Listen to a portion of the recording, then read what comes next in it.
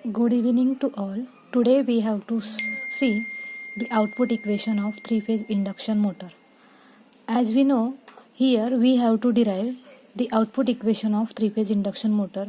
So this is the actual design process of our induction motor. So for it, first of all, we have to write the formula for kVA rating of machine. As we know, the kVA rating of machine is represented in terms of Q is equal to 3 into output voltage per phase into current per phase into 10 raised to minus 3. This can be expressed in terms of nomenclature, that is nothing but the 3 EPH IPH into 10 raised to minus 3.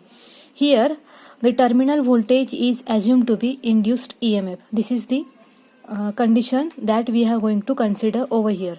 So as we know, the EMF or induced EMF per phase or its formula is given, that is nothing but EPH is equal to 4.44 F phi into TPH into kW. Give it as a equation number 2. So simply substitute that value of EPH from equation 2 to the equation 1. Then we will get the kVA rating, that is Q is equal to 3 into 4.44 F phi into TPH into kW into 10 raised to minus 3.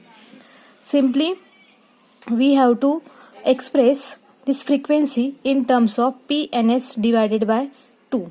P is nothing but your number of poles, NS is nothing but the speed, that is synchronous speed, and it is divided by 2. So simply substitute the value of frequency in this above equation. Then you will get this equation. After that,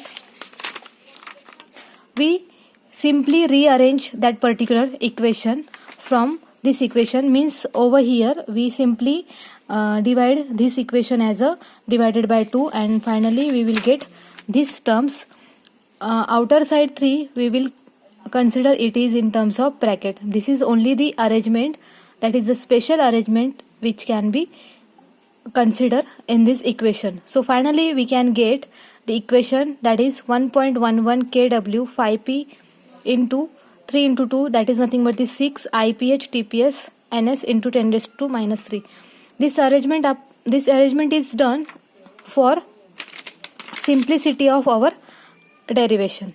So and from this we have to know the specific magnetic loading, specific electrical loading, so that here we express this equation in terms of specific magnetic loading and electrical loading.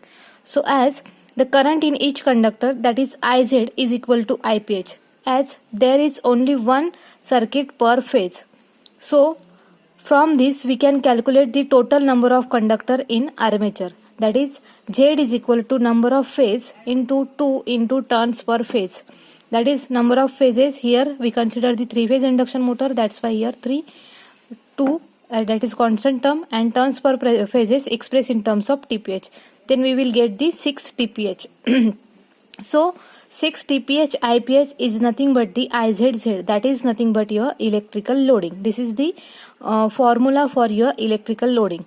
After that we will substitute the value of 6 IPH TPS in terms of IZZ, and we again rewrite this equation and give it as a equation number 3. As we know, the formula for specific magnetic loading and specific electrical loading, that is B average is equal to 5P upon pi dl, that is nothing but the specific magnetic loading. Simply we arrange or rearrange this term in terms of pi p, because in our equation we have to required phi p value, so that the specific magnetic loading equation we only rearrange it.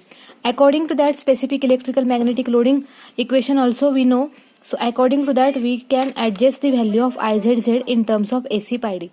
Now simply this value of IZZ and pi p in equation number 3 and rewrite again this equation. Whenever we rewrite this equation, we only simplify this equation in terms of constant term. That constant term is nothing but our C0, that is our output coefficient, and remaining terms we kept is at is. So finally we will get Q is equal to C0 D square L NS, that is nothing but the output equation of our 3-phase induction motor.